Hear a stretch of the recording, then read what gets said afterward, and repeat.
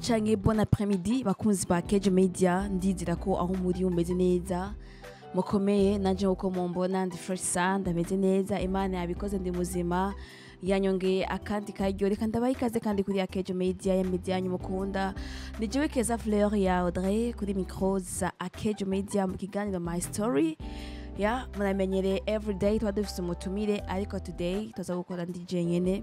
Ndagomba ko tuyagara jewe nanje, ndafise intahe, ndafise inkuru, ndafise icyo nshobora kubabwira, ndafise icyo nshobora guhereza abakunzi ba Kejo Media. Ku ruhande rwanje umutumire atabayemo, reka ho ndabasabe mudukurikirane, ntimurambigwe, mwaza kugira ivyo mumvise, muzoga ivyo mutahuye, mwaza gufashwa, muraza kugira ico muvuga muri commentaire. Ingirwa ko nsaba wewe nimba ari rya mbere uravye kuri Kejo Media, tugiye subscribe canke s'abonner. Nimba nawe usanzwe umuntu wacu, tugire commentaire bivanye n'ivyo uza kuba uriko kumva mu kiganiro canke ku bindi biganiro vyarenganye. Utugire like, utugire na share kugira ngo ibiganiro vyacu canke amakuru yacu ayishikane gushikira benshi bashoboka. Reka ho ndaguha ikaze mu kiganiro My Story canke intahe canke inkuru. Ya naye nabivuze ati muramenye tuna batumire bakatubwira ubuzima bwabo, bakatubwira ivyo babayemwo, abagwaye, ababuze ababo, abafashwe nabi, abo ubuzima bwankiye, abateye imbere, uko ubuzima bwabo bwagiye burahindagurika. Nivyo muhora mubwirwa na uno munsi.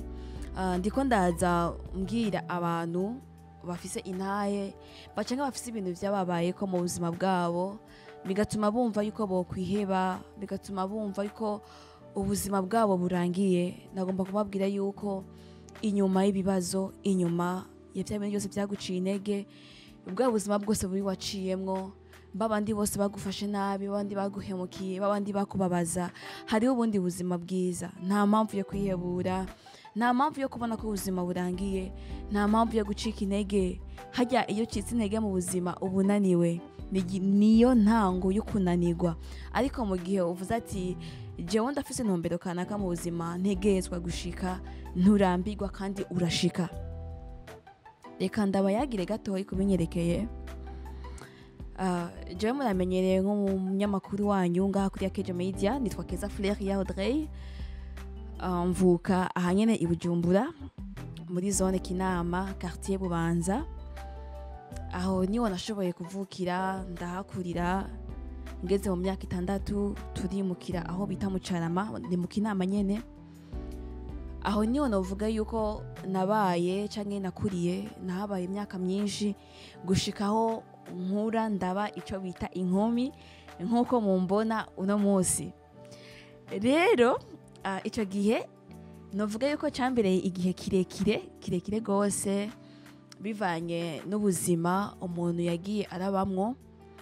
Kansubira inyuma gatoyi, jewe Audrey navuze mu 2001 canke muri 2001. Sinashoboye kuronka amahirwe yo kuvukira mu muryango abavyeyi bose bakwiye. So kuvuga yuko badahari, abavyeyi barahari bose, ariko sinashoboye kuvuka mu muryango urimwo papa na mama. Navutse hagati y'abavyeyi banje hari kudahuza kanaka. Mvuka mbana na mama nyene ko ari we yanyibarutse, nkura ari we mbona imyaka yanje yose gushika no munsi. Nakuze mbona mbana mama wanje, niwe yashoboye kuturera, kutugwako. Ico gihe mu muryango ntabwo vyari vyifashe neza, ko murazi yuko iyo umutware n'umufasha batariko barahuza neza, n'abana bagwa mu mporero. Rero hari ibintu byinshi twagiye turabamwo, ubuzima bubi, gufatwa nabi, kutaronka rwa rukundo rw'abavyeyi bose, kutaronka uwuhamagara papa everyday, kutaronka uwufyinisha, kutaronka uwukuzanira utuntu, imbombo, biscuit nk'abandi bana. Donc nakuze atamunezero w'abavyeyi bose fise, kuko papa ego naramubona yaraza kuturamutsa, ariko ntibingana nk'umwana akura abona abavyeyi bose akantu kose akabwira papa, cyangwa kujya kuntu abana bafite inata akavuga ati ndabirega kwa papa, cyangwa papa aratashe umwana akagenda kwakira se akamuha yambi. Uwo munezero ntawe nigeze mbona mu buzima bwanje gushika uno munsi, kuko nakuze mbana na mama.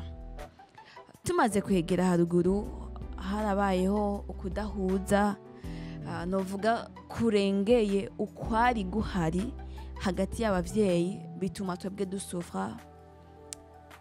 Novuga yuko twakuze nk'imfuvyi kandi dufise abavyeyi bose, kandi umuvyeyi wacu papa novuga yuko ntacabuze muri duke Imana yari yaramuhezagije canke yamuhezagije.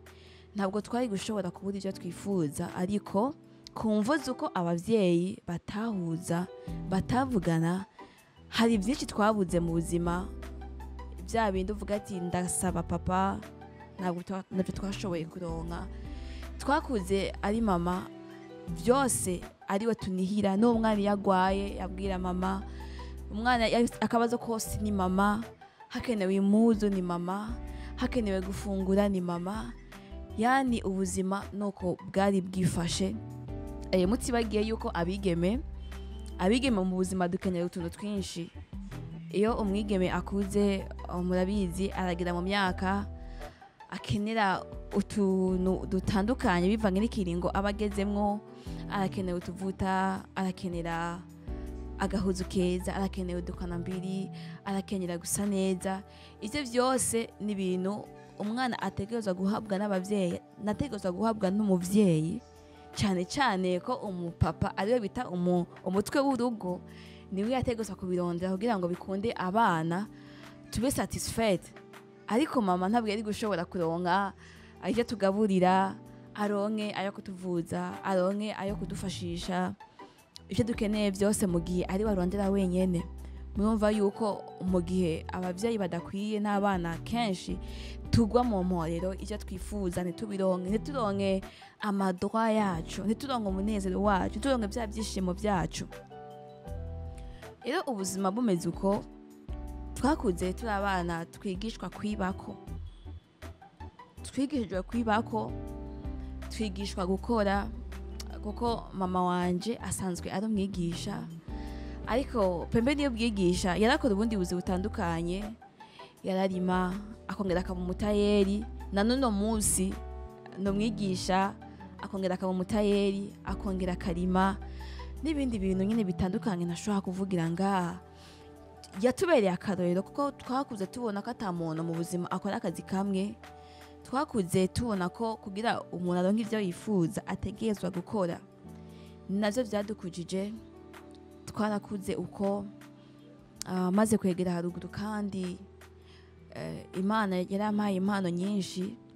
Naratamba ama traditionnel, narakora utuntu dutandukanye, nkaronka udufaranga duke duke. Maze kuronka udufaranga muri kwa kwibako, nabona ku muvyeyi wanje nkashobora kwigurira udukanambiri, nkashobora kwigurira agahuzu, nkashobora kwigurira twa tundi nkeneye, twa tundi tumufasha muri ca gihe ndi mu mihango, kugira ngo ubuzima bubandanye. Simpave ngora umuvyeyi wanje mama, kuko nawe yari afise ibikorwa byinshi, yari afise umutwaro mwinshi kugira ngo bikunde dufungure, bikunde tubeho, bikunde ubuzima bubandanye. Ivyo vyaramfashije na bakuru banje ko ari uko nyene. Na mutoyi wanje umwe, wewe yarakiri muto, ubu nyo novuga yuko nawe ubwo buzima ariko arabubamo bwo kwiba kugira ngo ubuzima bubandanye. Muri ico gihe mu muryango ntabwo byari byifashe neza, kuko mama wanje yari umuntu uvuga, yari aturubitswe, yari kwikeba. Mama wanje yari umugore wa mbere, ariko papa wanje afise undi mugore. Rero murabizi neza yuko iyo bimeze uko, ati inkuba zibina ngo zisangira igicu, kandi biragoye ko abantu basangiye umugabo bahuza. Usanga hari utubazo twinshi. Umugore mutoyi akagiriza ibi mukuru, mukuru akagiriza ibi mutoyi, bigatuma mu muryango habihungabana, ku buryo habayeho n'igihe cari kibabaje giteye n'ubwoba ku muryango wacu, aho mama yahizwe kenshi agomba kwicwa, aho yarezwe kenshi agomba kwicwa, aho yagomvye kenshi kukubwa mu kazi kugira ngo bikunde aje mu bihano canke aje mu buzima bubi kugira ngo ahanwe, reka ndabivuge mu Kiswahili, yani wamutese, yerekwe ibihe bibi bivuye kwikeba. Ivyo bihe natwebwe vyadukomerekeje kuko vyasumye n'ubuzima bwacu bugenda nabi gose, aho jewe n'abasazanje babiri twigeze gukurwa muhira dutwagwa aho hanze gatoyi, twebwe tutwiwa twabona umenga ni iterambere canke n'urukundo rwinshi dufitiwe, ariko mu nyuma twagiye gusanga yari strategie kugira ngo bikunde umuvyeyi wacu akurwe mu rugo canke bamwangaze, abeho nabi, bamukure mu rugo bikunde wa mugore mutoyi ashobore gushikira neza neza urugo rwa mama wanje canke urugo rwacu, asangwe umugabo, yitige ko umugabo vy'ukuri ari gwiwe orke yari umugore wa kabiri. Nibihe mama wanje yakomerekejwe gose, nibihe yababajwe gose, nibihe vyamuteye agahinda kenshi, nibihe vyatumye adashobora kwavansa mu buzima, natwebwe tubigwamwo, ubuzima bubasha kuba bubi. Ariko ico shimira Imana nuko Imana yashoboye kutuzigama, nuko Imana yatubaye hafi, ntihagire umwana n'umwe aja mu ngeso mbi ngo ni kubera ngo ubuzima bwanse, ntihagire umwana n'umwe atwarira inda muhira ngo yagiye kondora ivyo arondera. Basazanje ntibaja mu ngeso mbi z'ubusuma no kunywa urumogi kubera ko ubuzima bwanse. Twarigumije, Imana iradushoboza, idushikana mu kibanza ciza, twese turakura, turiga amashuri, turaheza gushika uno musi. Sindiko mvuga ibi kugira ngo numvishe abantu ubuzima bwanje uko bwari bumeze, ariko ndiko mvuga ibi kugira ngo mbwire abandi bantu bashobora kuba bari mu bibazo mwene ibi canke baciye mu bibazo mwene ibi. Yego twese ntabwo twagenewe kuba mu byishimo, twese ntabwo twagenewe kuba mu miryango tunezerewe, twese ntabwo twagenewe kubana n'abavyeyi bose, kuvukira mu miryango ikwije abavyeyi bose, twese ntabwo twagenewe ubuzima bwiza, ntabwo twagenewe ibyishimo. Ariko ni ibihe bibi, ni ibihe bibabaje, ariko kandi mu gihe imaze kugushikira urihangana, ukamenya uko bibamwo, ukizigama, ukamenya yuko ejo canke hirya y'ejo ubuzima buzohinduka bukagenda neza. Kuko iyo ujanye n'ibihe uko bikujanye, birangira ubaye ubuntu mubi, birangira ubayeho ubuzima bubi burengeye ubwo wari ubayemwo. Kandi ukwifuza ivyo utari buronke canke ubuzima utarimwo, akenshi bigutera kwitwara uko utari ukwiye kugenda. Yego mu buzima hari ibibazo vyinshi, hari abatawe nkuko na mama wanje yatawe, hari abahizwe nkuko nabo nyene vyagenze, ariko mama wanje ntiyigeze aba mu ngeso mbi. Hari abavyeyi benshi abo twita ba single mothers canke aba mama babana n'abana babo gusa atabagabo bafise, usanga ubuzima buriko burabatwara mu ngeso mbi, ugasanga nta mugabo afise ariko arafise abandi bana ariko aravyara inyuma yo gutabwa n'umugabo, cyangwa ugasanga ni wa mugore afise abagabo 5 canke 10 bayaga mu gihe afise abana areze, kandi ego umugabo aramufise ariko ntibabana, ariko kandi akagira n'abandi bagabo bo hanze. Ntivyari bikwiriye, kuko uri umuvyeyi mwiza wereka abana ingeso nziza, wereka abana ko nawe wari umwizigirwa nubwo vyagenze kurya, kuko hari igihe burya buzima bugusanga ukamenga vyashitse kuko kubw'ingeso mbi wari ufise, ariko ifo kwereka abana kawe ukavuga ati nubwo vyashitse, jewe ntabwo nari kirara, jewe ntabwo nari inzererezi, jewe vyashikiye uko mu gihe uciye witwara nabi inyuma yo kuvana n'umugabo, bitanga iyindi image, kandi n'uruvyaro rwawe ntabwo uba uriko uruhereza akarorero. mu kirundi niyo bavuga ati wiba uhetse umwana ukabwiriza uri mu mugongo. Ndabibagiye ingene babuvuga neza uwo mugani, ariko iyo ukoze ikintu imbere y'abana bawe, menya yuko uriko wereka akarorero kabi uruvyaro rwawe. Ivyo uriko urakora n'urwo ruvyaro rwawe ruzobikora. Hari abandi nabo abo nokwita abana nkatwe, tuba twavukiye muri ubwo buzima canke muri iyo miryango itifashe neza, aho abavyeyi baba bari mu nduru, imingwano zidahera canke ibibazo bidahera, bigatuma nawe umwana ubigwamwo. Ndaguma ndakubwire yuko ubuzima bw'umwana w'umuntu buri mu biganza vy'Imana yonyene. Ego umuvyeyi canke abavyeyi ivyo bari kubabamwo bobo bafise ivyo bapfa, bafise uko bahuye, bafise urufatiro rwo guhura kwabo, bafise ivyo bobo bariko barapfa, kandi ivyo bapfa umwana ntabwo ushobora kuvyinjiramwo. Nubwo umwana agwa mu mporo y'ivyo bariko barabamwo canke ubuzima bariko barabamwo, umwana urakwiye kumenya yuko bijya bariko barapfa wewe atana kimwe muhuriyeko, wewe bitakuraba na gato, ukaraba ubuzima bwawe. Nimba bagwana canke bameraniye nabi, byifashe nabi, mu kibanza cy'umwana urashobora kubasengera bikunda usenga, cyangwa ukihangana ubwo buzima ukabwakira, kandi ntiwifate nabi, kuko ejo canke hirya y'ejo hariho ubuzima bwawe. Barya abavyeyi bawe bariko baba mu buzima bwabo, ariko kandi nawe ubuzima bwawe burahari ejo. Urakwiye kwihangana hama ugategura ubuzima bwawe, bijya bikakubera icigwa, bikaguha igicapo cy'urugo rwawe. Ntuce uvuga ati ko mu rugo iwacu byari byifashe uku, najiwe mu rugo rwanje nibwo mbwa vyifata uku. No, ifa kuvuga ati nimba urugo rw'abavyeyi banje rwari rurimo induru nyinshi, ifa ko nanje urugo rwanje ruzubamwo amahoro.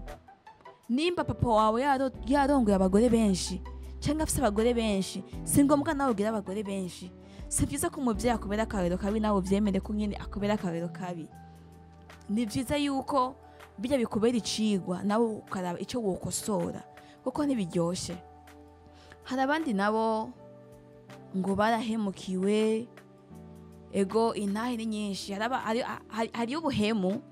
Hari ubuhemu bubabaje bukabije, iyo bugushikiye nawe ucubona kumenga uragomba kwihora, mugabe ikibabaje ukakigomba kwihora ku muntu atabigukoreye.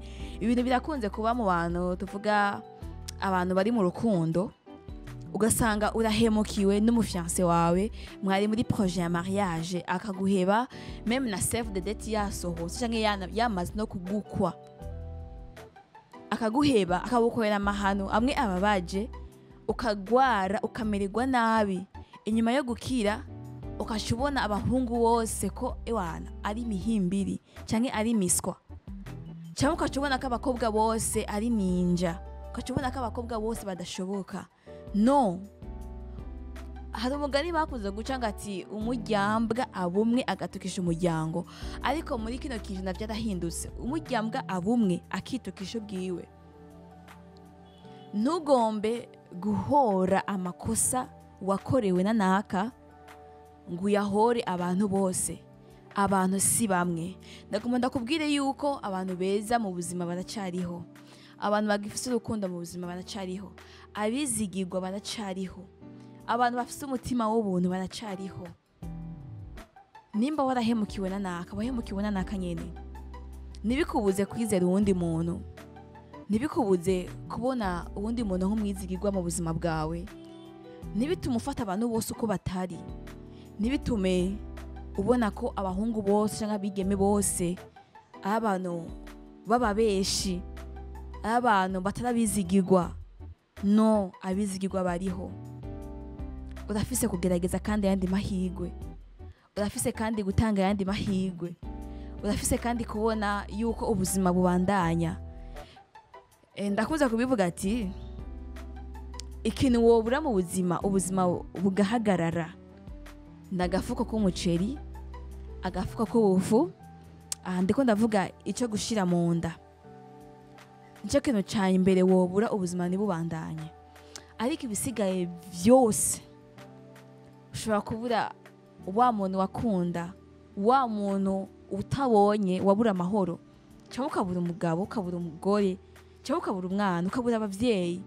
Ndabona bwe ko ubuzima bubandanya. Honyene inyuma y'amezi makeyi uba wabibagiye. Ushobora kubura wa undi novuga yuko yari urufatiro rw'ubuzima bwawe, wa undi yatuma ufungura. Ariko niyo iyo mubuze ubuzima burabandanya. Ariko iyo ubuze icyo ufungura, iyo wabuze icyo ushira mu nda, ubuzima burahagarara. Mbwa imbere ya byose ni Imana itanga ubuzima. Ni Imana itanga ubuzima, ni Imana itanga amahoro, ni Imana itanga umunezero. Ndiko ndakubwira ati nta mpamvu nimwe yo kubona ko ubuzima buhagaze ngo ni kubera abanaka baguhemukiye, abavyeyi baguhemukiye, umukunzi aguhemukiye, umugabo aguhemukiye. Ubuzima burabandanya.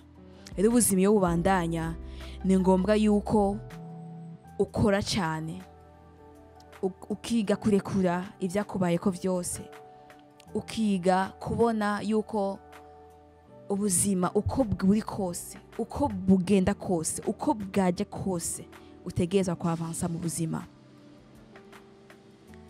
Yego ibicana intege mu buzima ntibikunze kubura mu nzira zacu. Ibitubabaza, ibidukomeretsa ntibibura mu nzira zacu. Ahubwo hagezweho aho abantu bavuga yuko ibibazo bidahera, ahubwo bihindura isura. Kandi ni koko. Uno munsi habiki kigahera, ejo hakaba ikindi. Uno munsi urishima, ejo ukababara. Uno munsi uratunga, ejo ugakena, cyangwa ugakena, ejo ugatunga. Uno munsi uragira umunezero, ejo ukagira agahinda. Uno munsi urabona ko byose byoroshe kuronka mu buzima bwawe, imigisha yose ukamenga ni iwawe, ariko akagera igihe ni gicu canke mvuge gute, canke no kwizera na gutoyi wari ufise ukabona ko kudahari. Bisigura ko ibintu bihinduka. Rero hari niyo bihindutse, ifo kumenya yuko ubuzima bubandanya. Nta kintu na kimwe mu buzima kitagira iherezo, nta kintu na kimwe mu buzima kitagenda. Ndakunze kuvuga ati iyo umuntu afise ibyo yifuza mu buzima, canke iyo umuntu afise intumbero kanaka, hari ivyo aheba kugira ngo ubuzima bwe bubandanye. Hari ivyo akura mu nzira kugira ngo ubuzima bwe bubandanye. Hari ivyo yima agaciro kugira ngo ubuzima bwe bubandanye. Hari ivyo twita mu buzima ati ndakeneye iki, ndakeneye na kiriya, ndakeneye na kino, ndakeneye na bino. Ariko ifo kuraba d'abord iki ko ndagikeneye ku ruhe rugezo. Iki navyo ndagikeneye ku ruhe rugezo. Hama ukacubona icyo uhitamwo mu buzima bwawe kugira ngo ubuzima bwawe bushobore kwavansa. Ntabwo ndava muri my story, ntabwo ndava mu ntahe, ndacara hanyene.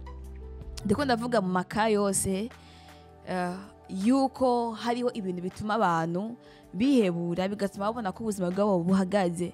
Ndiko ndababwira yuko ibintu byose ari bisanzwe, kandi ibintu byose biraba kugira ngo bitwigishe. Ibintu byose biraba kugira ngo biduhe gufata intumbero y'ubuzima.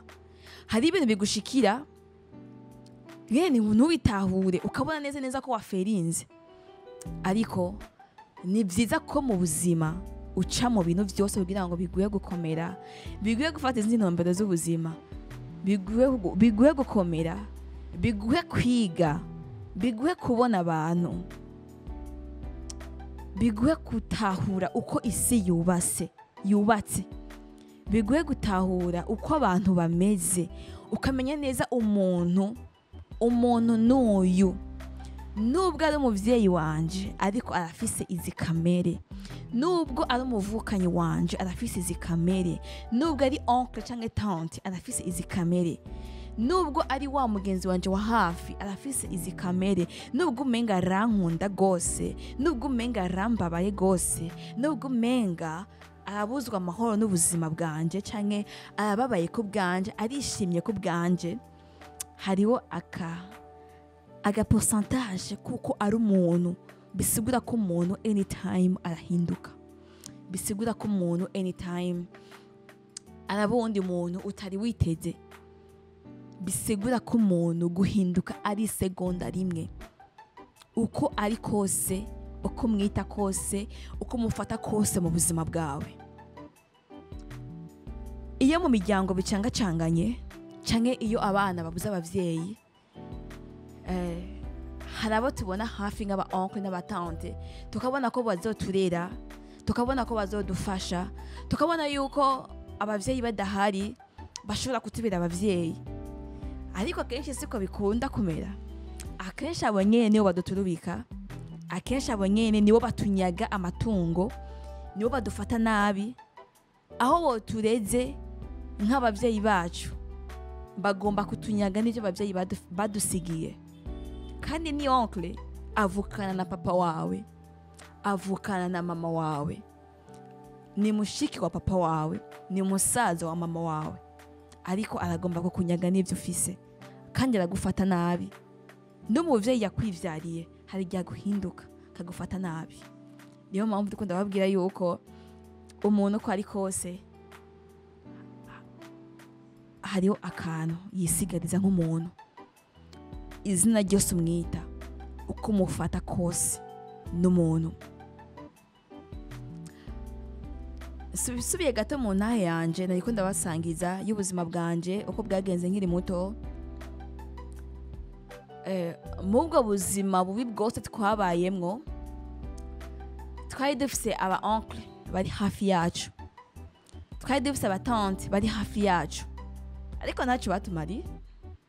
Twararaye inzara kenshi, twaririwe inzara kenshi, bihari babifise, ariko ntaco bigeze batumarira. Twarize amashuri twarahejeje, ariko nta karamu ya oncle nigeze nandikisha jewe mu ishure, nta karamu ya tante nigeze nandikisha mu ishure, nta muzu ya oncle nigeze nambara, nta muzu ya tante nigeze nambara, nta kintu novuga nigeze mpabwa n'abo bose. Kandi ubuzima bwari bubi, ubuzima bwari bwifashe nabi. Mama wanje yarabayeho nabi, yarabayeho adakunzwe n'umwe mu muryango wa papa. Natwe ntibadukunze kuko nta nico batumariye, kandi ari bene wabo na papa, ari abatante. Nicakindi ndiko ndavuga ati umuntu n'umuntu, kandi uko biba biri kose ubuzima bugomba kuavansa, uko vyoba biri kose ubuzima ni ngombwa bubandanye. Rero ndiko ndasozera, nagomba mpanure abantu bagomba kubona nkaho umengo ubuzima ni ngombwa bugende nkuko bifuza. Hamwe na hamwe bakidogera Imana, hamwe na hamwe bakavuga nabi ati kubera iki ibi bintu biriko biraba, Imana ibibona, kubera iki ibintu byadushikiye Imana ibibona, kubera iki umuryango utatwitaho, kubera iki umuryango uriko dufata uku, kubera iki abantu bariko badufata uku, kubera iki ubuzima bumeze uku, kubera iki urugo rwahanse, kubera iki nguma mpemukirwa, kubera iki abagenzi bameze uku, kubera iki abavyeyi bariko bamfata uku. Nukuri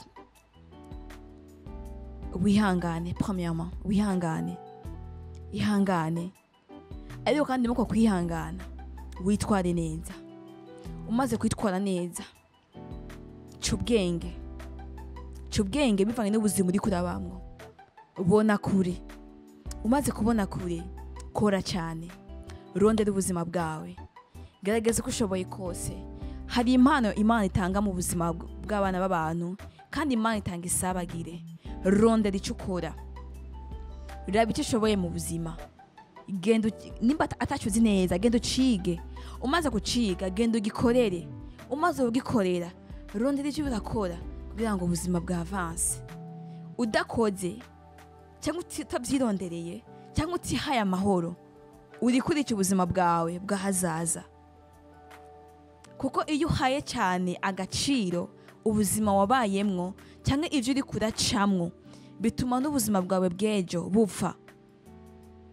Hagaciro ubuzima bwawe bw'ejo, ivyo wabayemwo cyangwa ivyo uri kurabamwo vyarashitse, uri kubibamwo, ntiwabirondeye ariko byarakubayeko.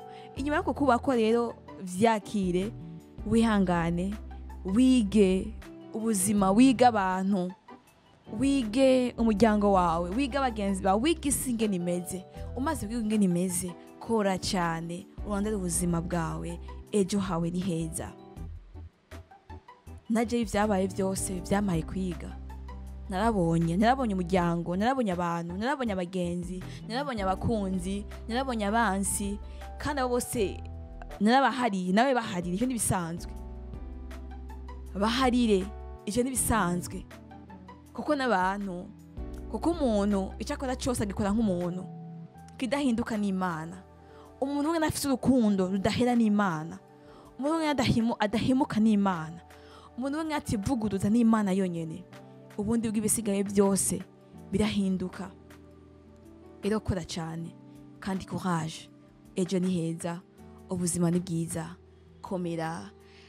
No kuri babandi bagwaye bamaze igihe kirekire bagwaye, bamerewe nabi, ushobora kuba bararozwe cyangwa ari indwara zafashe ubuzima bwabo bivanye n'uburemangingo bw'imibiri yabo, ndagomba ndababwira ati pole sana, ariko kandi ntiwihebure, ubuzima ni bwiza, ejo ni heza.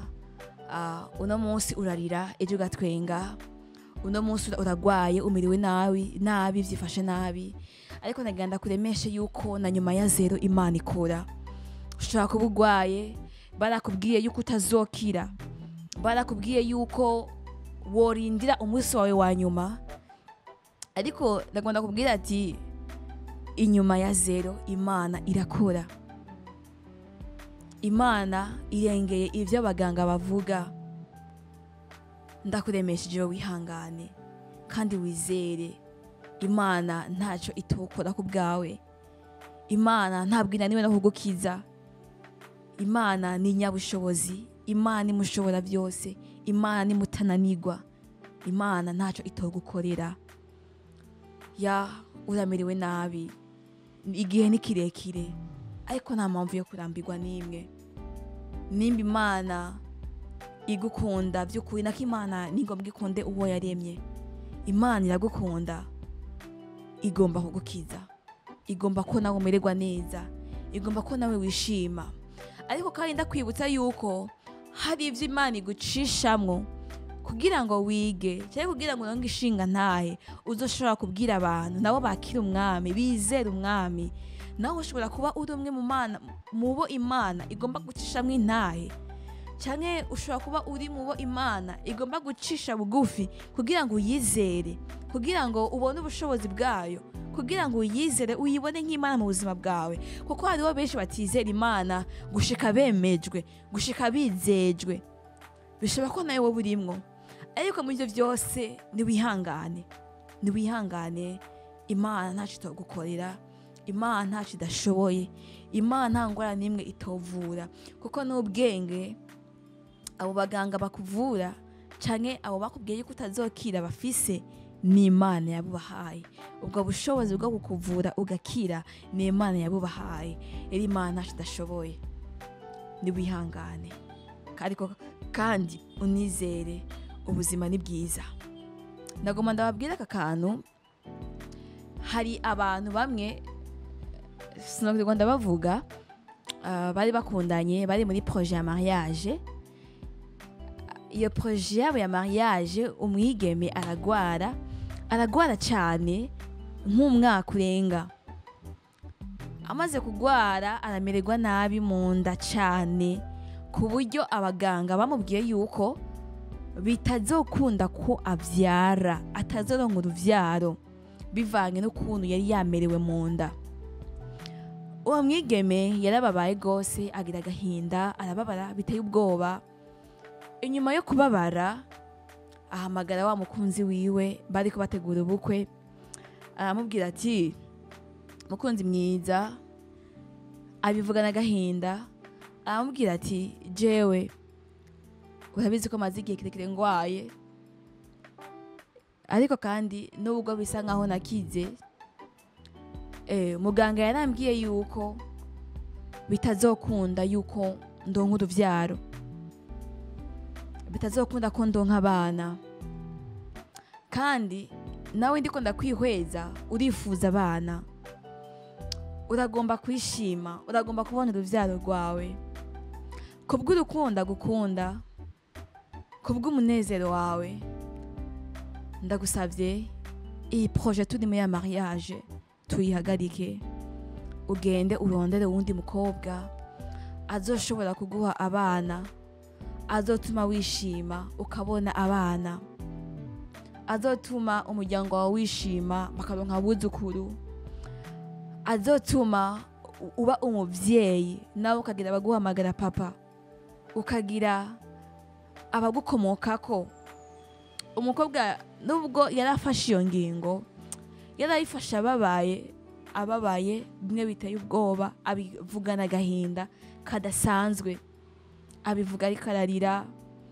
Umuhungu aramwihweza, aramubwira ati, amubwira amajambo akomeye, aramubwira ati mukunzi, uko biri kose, uko byagenze kose, ndagukunda ukuri kose, kandi gahunda dufise ya mariage sishobora kuyihagarika.